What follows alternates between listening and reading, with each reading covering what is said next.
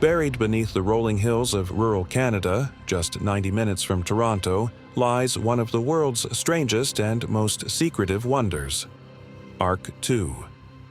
This sprawling underground bunker, forged from 42 school buses, concrete, and sheer determination, is the brainchild of Bruce Beach, a man whose eccentric vision captivated survivalists, enraged authorities, and left an indelible mark on an unsuspecting corner of Ontario. Who was Bruce Beach, and what drove him to dedicate over 4 decades to this polarizing feat? Born in Kansas in 1934, Bruce grew up amid the tumult of the 20th century. The Vietnam War's chaos and the Cold War's nuclear shadow shaped his worldview, planting seeds of unease that would define his life. In the late 1970s, he and his wife, Jean, sought refuge in her hometown of Hornings Mills, a quiet Canadian village nestled among the Great Lakes. Its isolation and scenic beauty offered respite, but Bruce couldn't shake his growing dread of an impending nuclear catastrophe between the United States and Russia. Rather than wait for the fallout, he resolved to act. By 1980, Bruce had sketched an audacious blueprint for what he called Ark 2, a fortified shelter designed to withstand a nuclear blast and sustain hundreds of survivors. What began as a personal mission soon ballooned into one of North America's largest privately built underground complexes, a testament to ingenuity, paranoia, and an unyielding will. Bruce's plan hinged on an unlikely building block: old school buses. At $300 apiece, they were affordable, but their appeal lay in their design. Spacious interiors and steel-reinforced roofs, mandated for child safety, made them sturdy enough to bear the weight of earth and concrete. Starting in 1980, he amassed 42 buses, parking them in a tight grid on his 12.5-acre property. By 1985, with a small army of volunteers at his side, he began transforming them into a subterranean labyrinth.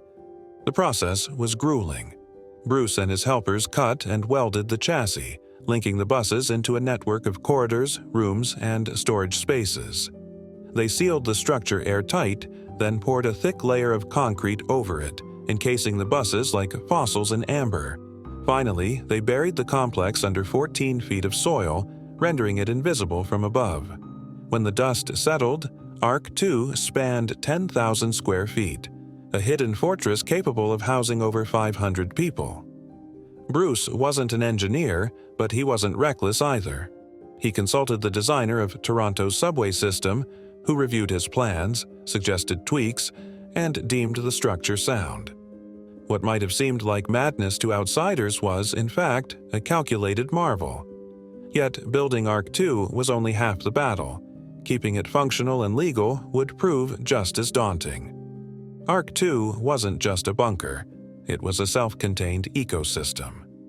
Bruce equipped it with diesel generators and enough fuel for 3 months, a private well for drinking water, and a plumbing system tied to an industrial septic tank. 2 industrial kitchens, one for cooking, one for cleaning, ensured food preparation for hundreds. A decontamination chamber, complete with showers and a stainless steel sink, guarded against disease, while a radio center linked survivors to the outside world. Classrooms, a library, a nursery, and even a mortuary addressed every facet of life and death underground. Space was tight, so Bruce divided sleeping quarters by gender, separating families to maximize capacity.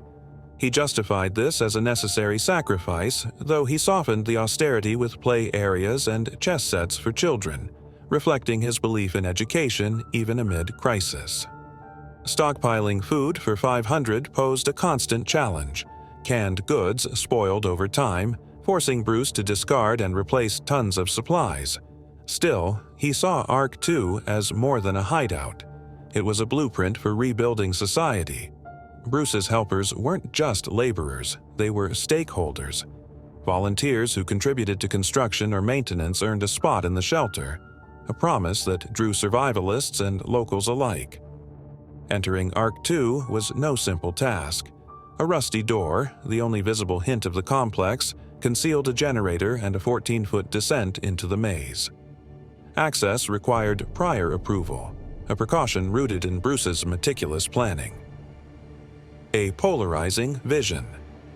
To the international prepper community, those who stockpile resources for inevitable disasters, Ark 2 was a jaw-dropping anomaly.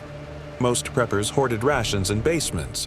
Bruce built a subterranean city, yet he distanced himself from the label, viewing his work as altruistic rather than self-serving.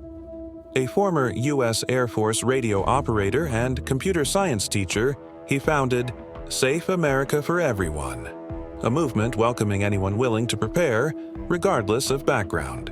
His newsletter, read by 2,000 subscribers, preached inclusivity and resilience. Not everyone admired his efforts. Ontario authorities branded Ark 2 a public hazard, citing its lack of permits and calling it a fire risk.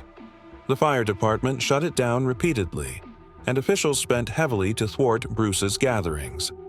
He dismissed their interventions as petty distractions, convinced they misunderstood his mission. To Bruce, Ark 2 wasn't a stunt. It was a humanitarian lifeline. His predictions fueled his urgency.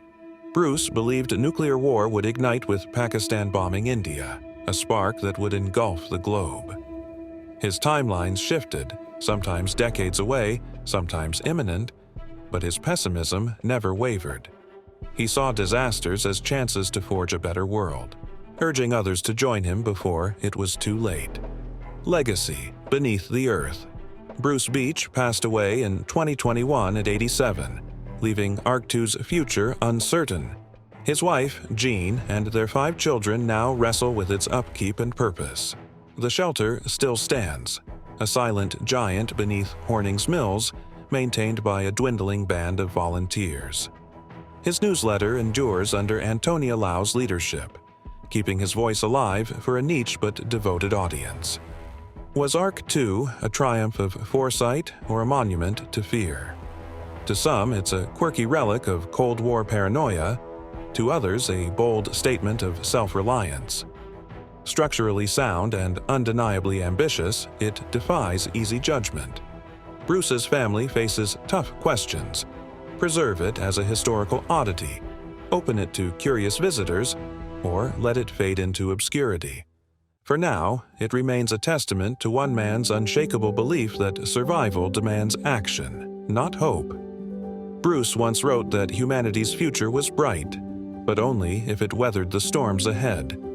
Ark 2 embodies that duality, grim preparation paired with stubborn optimism. As the world churns through new crises, his buried buses whisper a challenge. Will we wait for the fallout or build our own arks?